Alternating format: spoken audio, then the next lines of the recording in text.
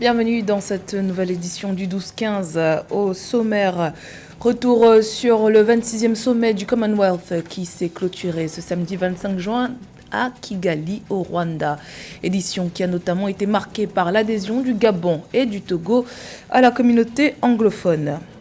L'émir du Qatar a effectué une visite officielle en Égypte pour la première fois en 7 ans.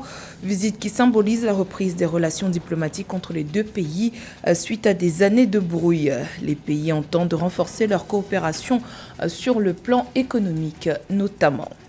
Et puis, le président tunisien Kais Saied cible de menaces sérieuses. C'est du moins ce qu'affirme le ministère de l'Intérieur qui met en garde contre une tentative d'atteinte à la sûreté du président. L'opposition, elle, dénonce un nouveau prétexte pour justifier de nouvelles arrestations. Mais tout d'abord, le Sénégal et l'Afrique du Sud prennent part en tant qu'invités au sommet du G7 qui s'est ouvert ce dimanche 26 juin à Krun en Allemagne. Les dirigeants des pays du G7 sont réunis pour un sommet de 3 jours dans un contexte de crise multiple. Guerre en Ukraine, menace sur la sécurité alimentaire et énergétique, urgence climatique. Le G7 veut tenir tête à la Russie et entend également contrer la Chine et ses nouvelles routes de la soie en investissant dans les infrastructures des pays défavorisés en Afrique, en Asie ou encore en Amérique latine. À l'initiative des États-Unis, ils se sont notamment engagés à lever 600 milliards de dollars de fonds privés et publics d'ici 2027 pour financer des infrastructures dans les pays en développement et répondre aux projets portés par la Chine. Notons que l'Inde et l'Indonésie prennent également part à ce sommet en tant qu'invités. Organisée à Kigali au Rwanda, la réunion des chefs d'État du Commonwealth s'est clôturée le 25 juin. Reporté à 2 reprises à cause du Covid-19, le sommet a été l'occasion pour les États membres de l'organisation anglophone de renouer les liens et de discuter des défis mondiaux qui touchent les citoyens de la communauté. Parmi les principales annonces, l'adhésion du Gabon et du Togo et la sélection du Kenya et du Royaume d'Eswatini comme nouveaux champions du Commonwealth en matière d'énergie géothermique. Résumé de cette rencontre dans ce reportage de Fraterne Ndakia Senga. Ce 25 juin 2022 a marqué la fin d'un programme d'une semaine d'événements et d'activités de haut niveau, de réunions ministérielles dans le cadre du 26e sommet des chefs d'État du Commonwealth. 4 forums ont émaillé ces activités, à savoir le forum de la jeunesse du Commonwealth, celui des femmes, des affaires et le forum des peuples du Commonwealth.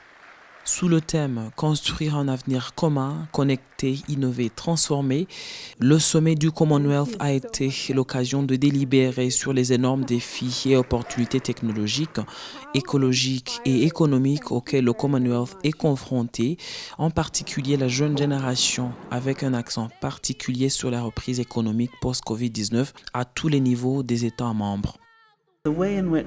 Chez nous au Commonwealth, nous regardons plutôt ce qui nous unit que ce qui nous sépare. Nous savons bien que unis, nous sommes plus forts plutôt que quand nous sommes séparés. En regardant sur les déclarations que nous avons faites, par exemple la Charte des territoires vivants, nous lançons un appel à l'action sur les terres vivantes. Nous savons bien que nous avons atteint le code rouge par rapport au changement climatique. Plusieurs résolutions ont été prises durant ce sommet des chefs d'État du Commonwealth, dont l'admission de 2 pays initialement francophones, le Gabon et le Togo, au sein de l'organisation, respectivement en tant que 55e et 56e membres. Ce 26e sommet a vu également la prise de fonction du président rwandais Paul Kagame comme président en exercice de l'organisation anglophone. As incoming chair in office, I look forward to continue. En tant que nouveau président en exercice, j'ai hâte de continuer à travailler avec le secrétaire général et les membres du Commonwealth pour réaliser nos principales priorités.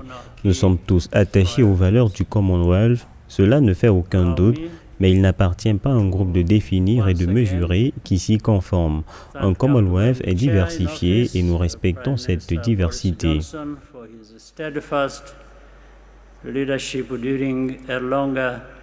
Than usual mandate due to COVID pandemic. Le Kenya et le Royaume d'Eswatini ont été désignés champions du Commonwealth pour diriger l'action de la communauté en matière d'énergie géothermique. Le sommet a également vu la réélection de Patricia Scotland en tant que secrétaire générale du Commonwealth pour les 2 prochaines années. Le prochain sommet des chefs d'État du Commonwealth est prévu aux îles Samoa en 2024. Une nouvelle page s'ouvre dans les relations entre l'Égypte et le Qatar. Après des années de brouille diplomatique, l'émir du Qatar, Cheikh Tamim Ben Hamad Al Thani, était en visite officielle au Caire à l'invitation du président Abdel Fattah al-Sisi. Les 2 dirigeants ont notamment discuté du renforcement des liens dans les domaines de l'énergie et de l'agriculture, ainsi que l'approfondissement de la coopération en matière d'échanges commerciaux et en particulier concernant les flux d'investissement du Qatar à destination de l'Égypte. Les détails dans ce sujet de Samantha Sabero. Après des années de brouille diplomatique, l'émir du Qatar, Cheikh Tamim Ben Hamad Al Thani, a effectué une visite officielle en Égypte du 24 au 25 juin 2022, visite au cours de laquelle il s'est entretenu avec le président égyptien Abdel Fattah al-Sisi. Il s'agit de la première visite depuis que les 2 pays ont convenu de reprendre leurs relations bilatérales en janvier 2021, après plus de 3 ans de rupture diplomatique. Cette visite d'abord signe le retour et la normalisation des relations entre les 2 pays. L'Égypte est un pays phare. Il s'est beaucoup fâché, notamment pendant la révolution où la chaîne qatarienne avait pris position pour les frères musulmans.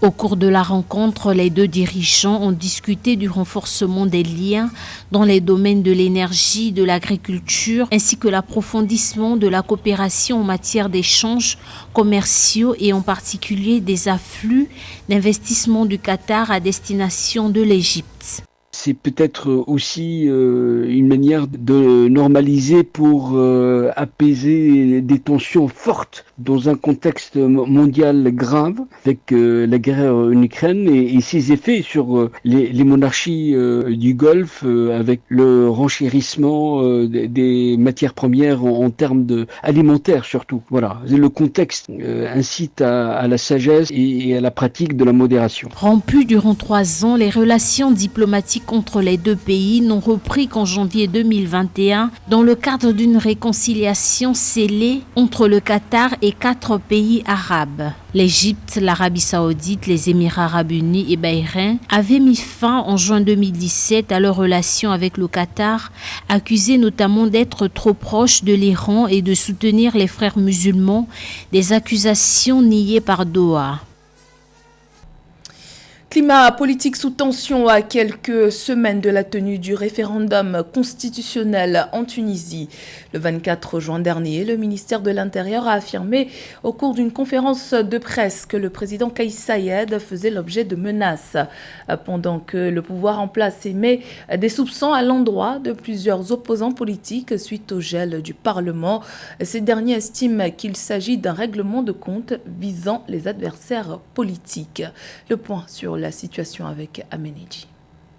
Le porte-parole du ministère tunisien de l'Intérieur, Fadila Khélifi, a annoncé le 24 juin 2022 lors d'une conférence de presse à Tunis l'existence de graves menaces à l'égard de la sécurité du président de la République, Kais Saied. Essuyant de nombreuses critiques de l'opposition pour l'avoir écarté d'un dialogue national sur une nouvelle constitution, le chef d'État tunisien avait, fin mars 2022, annoncé la dissolution du Parlement afin de préserver l'État. L'élection, notamment du président Kais Saied, a suscité beaucoup d'espoir en Tunisie. Mais malheureusement, quelques mois après, nous constatons que nous sommes à la croisée des chemins avec une cristallisation, une centralisation du pouvoir au sein de l'exécutif, avec la fin de tous les principes démocratiques sacrés liés à la répartition du pouvoir entre le pouvoir législatif, exécutif et judiciaire. Donc autant de questions qui suscitent aujourd'hui que l'appareil démocratique tunisien est en situation d'insécurité. On peut déjà comprendre l'interpellation faite par les services d'État concernant la sécurité physique et l'intégrité du président en tant que tel.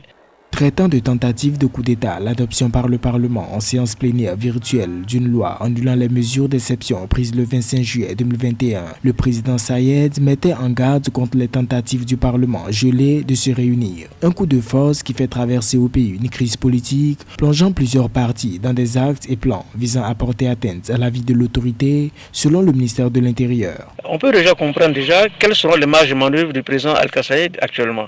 Quelles sont ses chances de pouvoir pérenniser un pouvoir aujourd'hui mené de manière sollicitaire, malgré que constitutionnellement aujourd'hui, il bénéficie des prérogatives exceptionnelles en tant que président de la République. Donc voilà autant de questions que suscite aujourd'hui le schéma emprunté par cette jeune démocratie maghrébine, au regard aujourd'hui des principes et des valeurs universelles incarnés par la Déclaration des droits de l'homme de 1948, qui constitue l'architecture fondamentale aujourd'hui des régimes démocratiques dans le monde. Pour le département sécuritaire de la Tunisie, les enquêtes sont toujours en cours pour faire la lumière sur la situation qui prévaut. Rappelons que ces menaces interviennent dans un contexte marqué par l'organisation, programmée le 25 juillet, du référendum visant à approuver le projet de nouvelle constitution de la Tunisie. Également dans l'actualité, le ministre nigérian des communications et de l'économie numérique, Issa Ali Pantami, a annoncé que le gouvernement travaille au lancement d'un programme visant à former 1 million de développeurs dans le pays au cours des 18 prochains mois. La formation sera mise en œuvre par l'Agence nationale de développement des technologies de l'information et ciblera autant les professionnels que les personnes sans expérience. Le ministre a par ailleurs lancé un appel aux acteurs du numérique pour soutenir ce projet. Au Cameroun, la Caisse nationale de prévoyance sociale poursuit ses réformes. Des réformes qui visent à simplifier les procédures concernant notamment le processus d'immatriculation des assurés. Objectif affiché par la CNPS, renforcer l'efficacité du système. Reportage signé Roberto Bokpe. Le directeur général de la Caisse nationale de prévoyance sociale au Cameroun, l'organisme qui a la charge de la prévoyance sociale, positionne la structure qu'il dirige comme étant celle qui, en Afrique, a le plus simplifié ses procédures d'immatriculation. En vue de faire bénéficier des allocations et autres avantages, le dirigeant mise sur la plus grande simplification des conditions sans sacrifier l'efficacité qui accompagne l'organisme. À un certain moment, on demandait une quinzaine de pièces aux pensionnés pour bénéficier de sa pension. Aujourd'hui, on en est à 2 pièces. On leur demande 2 pièces. Ils ne sont plus obligés de venir à nos services pour bénéficier d'une pension. Ils peuvent la faire en ligne et bénéficier de leurs prestations en ligne. Nous pouvons les payer en 1 heure de temps. L'ambition de la Caisse nationale de prévoyance sociale est d'aller beaucoup plus loin dans la facilitation des procédures. Dans les prochaines années, il sera possible, entre autres innovations, de ne plus faire de demande d'immatriculation grâce à un système automatisé qui fera le travail pour les potentiels assurés sociaux. Notre système devrait pouvoir détecter par les informations que nous avons leurs besoins en matière de prestations sociales, que ce soit une pension ou une allocation familiale, et que le système déclenche automatiquement un paiement.